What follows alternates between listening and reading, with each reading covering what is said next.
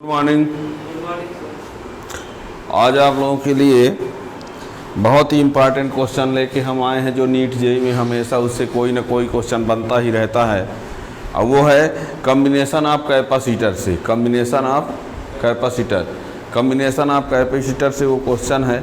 आपको डायग्राम दे दिया जाएगा और कहा जाएगा कि इसका इक्विवेलेंट कैपेसिटी लाइए। तो आपको देख के ये पता करना पड़ेगा पहले कि वो कैपेसिटर जो है वो सीरीज में कंबाइन है कि पैरेलल में, श्रेणी क्रम में है कि समांतर क्रम में। ठीक है ना। तो हमको मेन क्वेश्चन आज बताना है, लेकिन उसके पहले हम संयोजन का श्रेणी और समांतर का फार्मूला ज़रूर बता देना चाहेंगे। फिर हम डायरेक्ट उस क्वेश्चन पर जाएंगे जो आप लोगों से पूछा जाने वाला है। ठीक है ना। तो देखिए, संधारित्रों का संयोजन में जब संधारित्रों का संयोजन करते हैं तो एक होता है श्रेणी क्रम और दूसरा होता है समांतर क्रम और एक होता है मिश्रित क्रम। ठीक है ना। इसका अलग से फार्मूला नहीं बनता। इसका होता है 1/c = 1/c1 + 1/c2 + 1/c3। और इसमें c = c1 + c2 प्लस, इसका ऐसा कोई फार्मूला नहीं है। ठीक है ना। ये श्रेणी क्रम के लिए है, ये समांतर क्रम के लिए। श्रेणी क्रम के लिए बता दें, इसमें श्रेणी क्रम की में एक संधारित्र का जो दूसरा प्लेट होगा आगे वाले के पहले से जुड़ता है। और इसमें क्या होता है, हर एक संधारित्र की एक प्लेट एक पॉइंट से, दूसरी प्लेट दूसरे पॉइंट से। ठीक है ना। एक श्रेणी क्रम होता है, एक समांतर क्रम होता है, मिश्रित क्रम इसका अलग से कोई फार्मूला नहीं। समांतर क्रम का ये फार्मूला, ये n संधारित्र हैं, मान लो कितने हैं, n संधारित्र यदि हैं, ये श्रेणी क्रम के लिए CS लिख देते हैं, समांतर क्रम के लिए CP। यदि n संधारित्र श्रेणी क्रम में हैं तो CS बराबर हो जाएगा C/n। और यदि इसमें n संधारित्र और तो इसमें CP = n × C होगा। ये समान धारिता के n संधारित्र रहेंगे तो n × C, और समान धारिता के n संधारित्र रहेंगे तो C/n। ये जानते रहिएगा। ये धारिता को कम करने के लिए होता है, धारिता को बढ़ाने के लिए, है ना। ये फार्मूला आया है। हम उस क्वेश्चन को बताना चाहते हैं जो एग्जाम में पूछा जाता है ना। तो उसमें आपको ये पहले देखना है कि संयोजन किस प्रकार का है। मेन वो पॉइंट हम उसको आप बताना चाहते हैं। ये फार्मूला आप ये याद रखेंगे। ठीक है ना। जो क्वेश्चन हम बताने जा रहे हैं उसको देखना, बहुत ही इम्पॉर्टेंट है।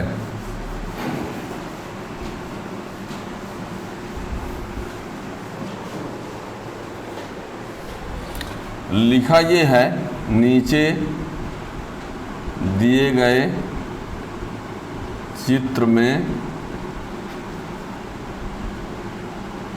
प्लेटों का क्षेत्रफल A है। नीचे दिए गए चित्र में प्लेटों का क्षेत्रफल A है, तो परिणामी धारिता ज्ञात करो।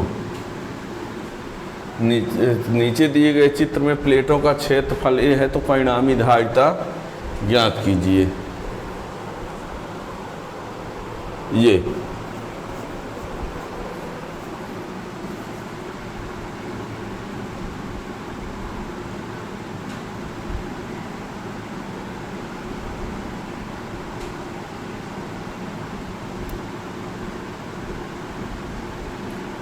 चित्र में संधारित्रों का संयोजन है। देखिए, चित्र नंबर ये A है, वो ऐसा दिया है। आइए, इसमें और इसमें ये ठीक है, ये इस प्रकार है।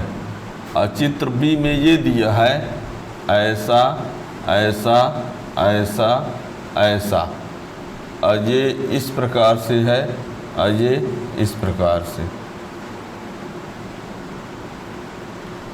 ठीक है ना।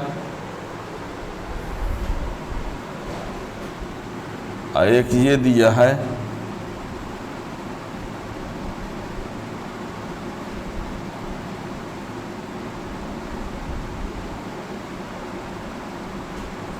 ए बिंदु है, ये बी बिंदु है, ये ए बिंदु है, ये बी बिंदु है, ये ए बिंदु है, ये बी बिंदु है। यहाँ ए और बी दो बिंदु हैं और ये प्लेटों का क्षेत्रफल ए है। नीचे दिए गए चित्र में प्लेटों का क्षेत्रफल ए है, परिणामी धारिता या चित्र में संधारित्रों का संयोजन है। अब ये आपको ये डिसाइड करना है कि इसमें संधारित्र कितने हैं, है ना। और इसमें प्लेटों के बीच की जो दूरी है वो डी है। प्लेटों का क्षेत्रफल ए है, परिणामी धारिता ज्ञात कीजिए। और ये भी लिख देते हैं प्लेटों के बीच की दूरी डी है। नीचे दिए गए चित्र में प्लेटों का क्षेत्रफल ए है तो परिणामी धारिता ज्ञात कीजिए, जबकि प्लेटों के बीच की दूरी डी है, ठीक है ना। प्लेटों के बीच की दूरी क्या है, डी। अब यहाँ पर हमको ये देखना है, मेन देखना क्या है कि इसमें कितने संधारित्र हैं, किस क्रम में जुड़े हैं, इसमें कितने संधारित्र हैं, किस क्रम में जुड़े हैं। तो देखिए इसमें देखना, हम मान लेते हैं कि एक संधारित्र ये है, ये क्या है, एक संधारित्र है, इसकी धारिता क्या है C1। और दूसरा संधारित्र ये है जिसकी धारिता क्या है C2। और इनके प्लेटों के बीच की दूरी जो है वो क्या है, D है। इसमें भी दोनों प्लेटों के बीच की दूरी क्या है, D है। एक ये रहा संधारित्र, एक ये संधारित्र रहा। एक संधारित्र ये हो गया, दूसरा संधारित्र ये हो गया। अब ध्यान देना, एक संधारित्र का, इस संधारित्र का एक ठो प्लेट ए पॉइंट से जुड़ा है और इस संधारित्र का भी एक ठो प्लेट, समझना, इस संधारित्र का एक ठो प्लेट ए से, इस संधारित्र का भी एक ठो प्लेट ए से, यानी दोनों संधारित्रों का एक एक ठो प्लेट ए से, और इन्हीं दोनों संधारित्रों का एक एक ठो प्लेट बी से। इसका एक ठो प्लेट ये बी से जुड़ा है, इसका एक ठो प्लेट ये बी से जुड़ा है। नहीं समझे, एक ये संधारित्र है, एक ये संधारित्र है। इसका एक ठो प्लेट ए से, इसका भी एक ठो प्लेट ए से, और इस संधारित्र का एक ठो प्लेट बी से, इस संधारित्र का भी एक ठो प्लेट बी से। इसका अर्थ हुआ कि ये दो संधारित्र इसमें किस क्रम में जुड़े हैं, समांतर क्रम में। इसमें दो संधारित्र किस क्रम में जुड़े हैं, समांतर क्रम में। इस चित्र में दो संधारित्र किस क्रम में जुड़े हैं, समांतर क्रम में, ठीक है ना। अब दो संधारित्र यानी लिखे दे रहे हैं, चित्र से स्पष्ट है कि दो संधारित्र समांतर क्रम में जुड़े हैं, इसलिए Cp बराबर होगा C1 प्लस C2। और यहाँ C1 और C2 दोनों क्या हैं, बराबर हैं, तो यहाँ पर बराबर C।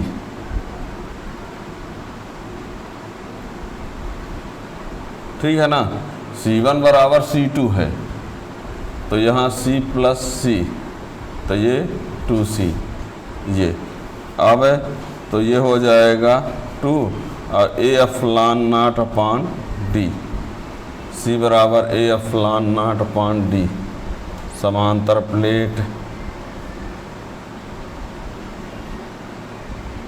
संधारित्र की धारिता, तो सी पी बराबर 2AF lawn naught upon D. ये हो गया इसका आंसर। क्या कहा हमने, यदि चित्र में ऐसा है तो ये दो ठो संधारित्र होंगे और दोनों संधारित्रों के एक एक ठो प्लेट ए से जुड़ा है और एक एक ठो प्लेट बी से जुड़ा है, इसलिए दोनों संधारित्र कैसे हो गए, समांतर क्रम में। और समांतर क्रम में समान धारिता के यदि है तो सी पी बराबर 2C हो जाएगा सीधे सीधे।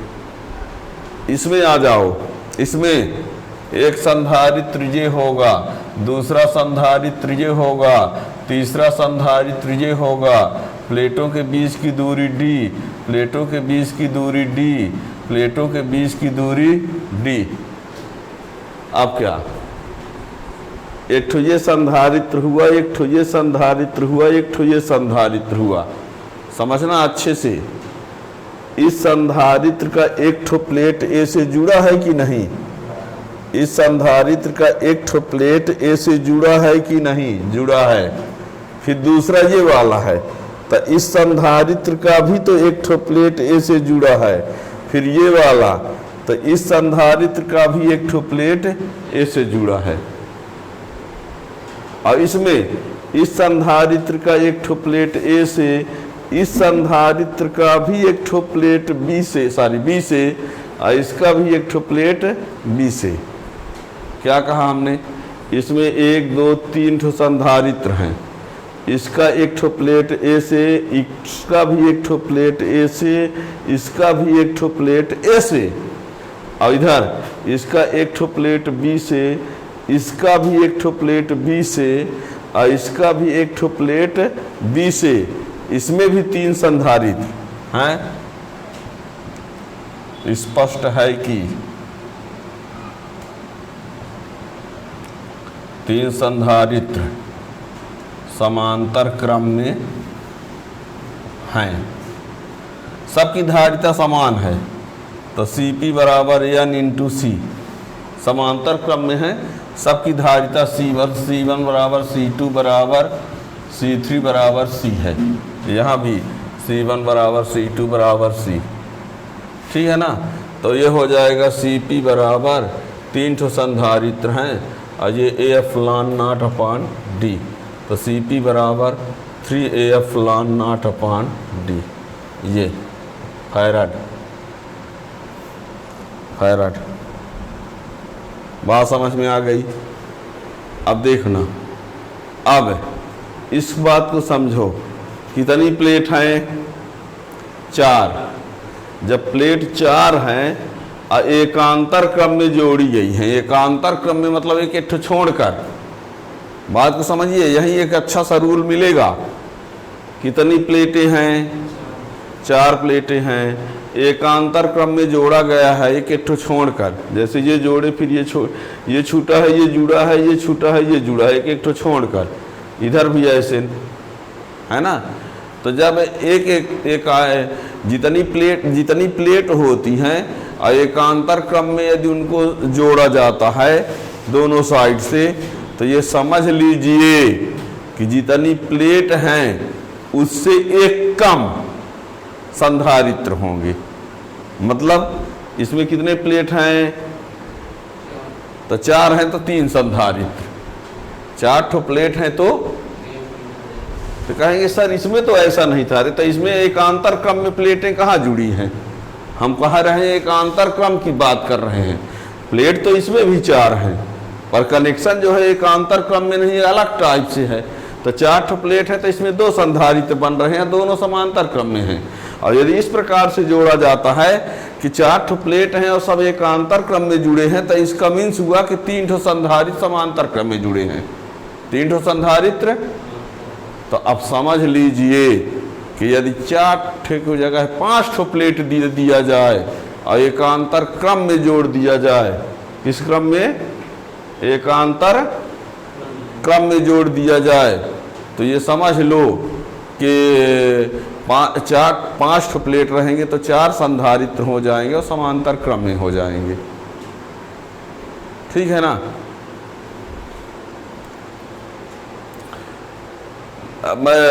मान लीजिए हम इसमें देखिए ये हो गया ना।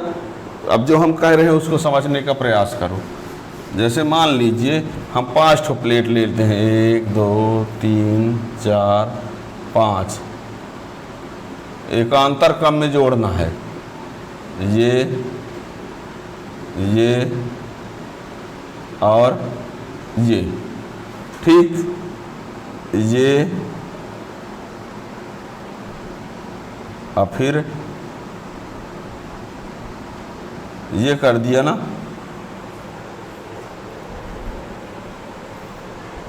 ठीक है।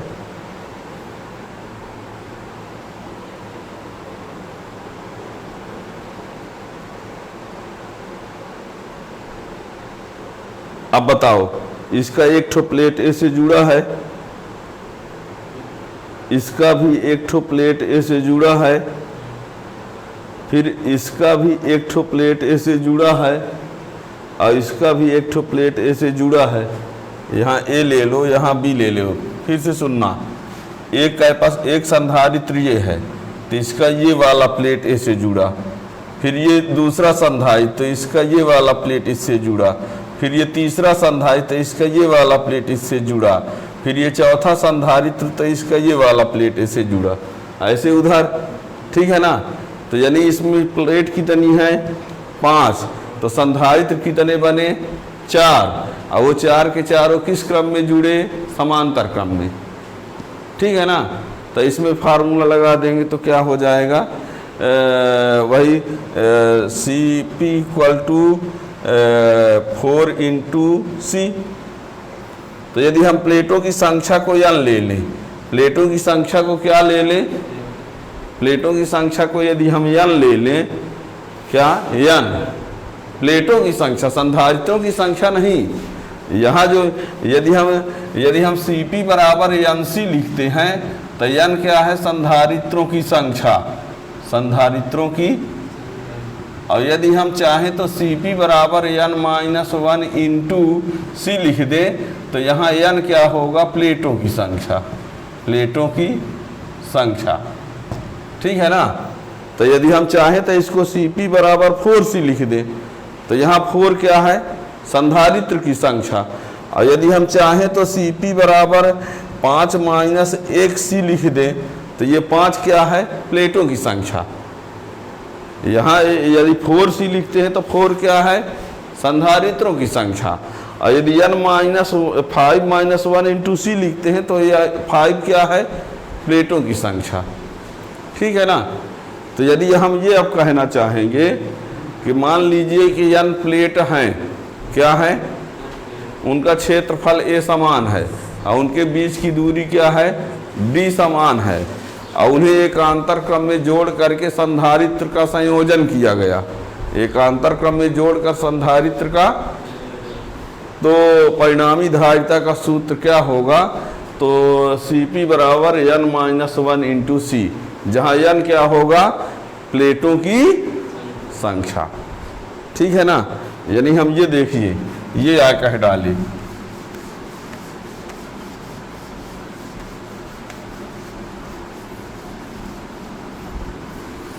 यानी हमने ये कहा यदि n प्लेटों को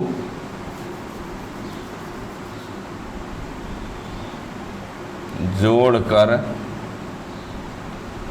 संधारित्रों का संयोजन किया जाए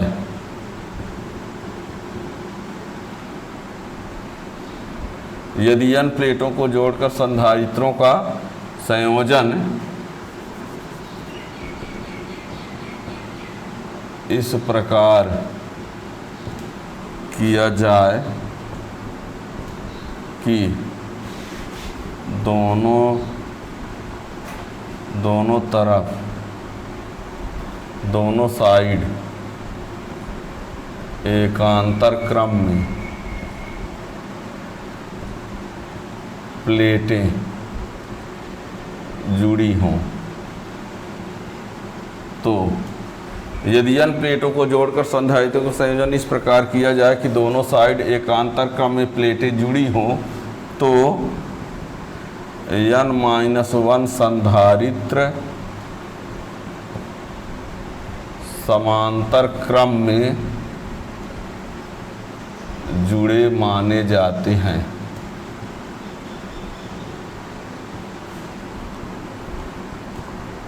तब परिणामी धारिता Cp बराबर n-1 इंटू C होता है। ठीक है ना। ठीक, जैसे अभी हमने कहा, यदि मान लीजिए ऐसे ऐसे ऐसे ऐसे ऐसे 6 ठो हैं और ये इससे जुड़ा और ये इसका मतलब हुआ कि कितनी प्लेटें कितनी हैं, प्लेट n बराबर कितना 6। ठीक है, n बराबर 6 तो n-1 बराबर 5 संधारित्र समांतर क्रम में।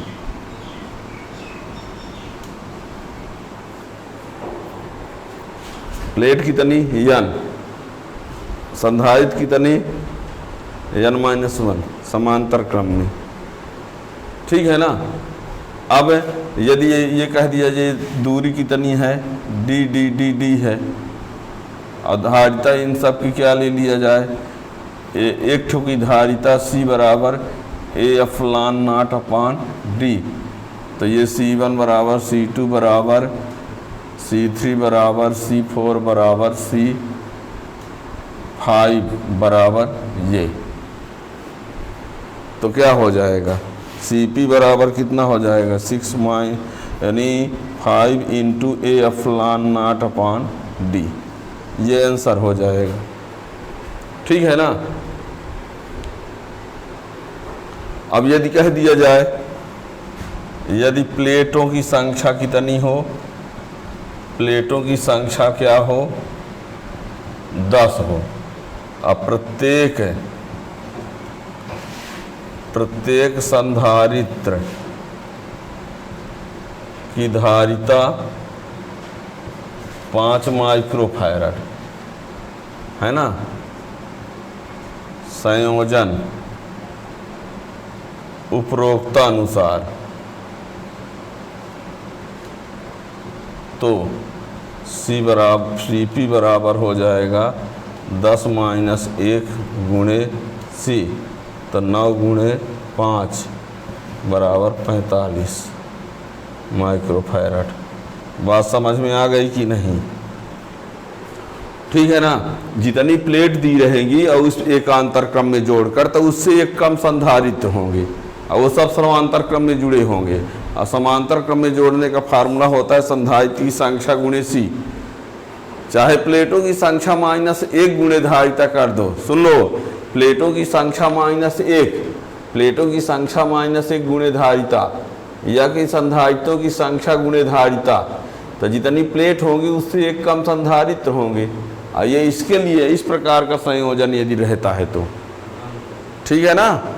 अब ये तीसरा भी सवाल हमने एक जो दिया था, तीसरा भी सवाल बोला लिखा था ना, तीसरे में देखना।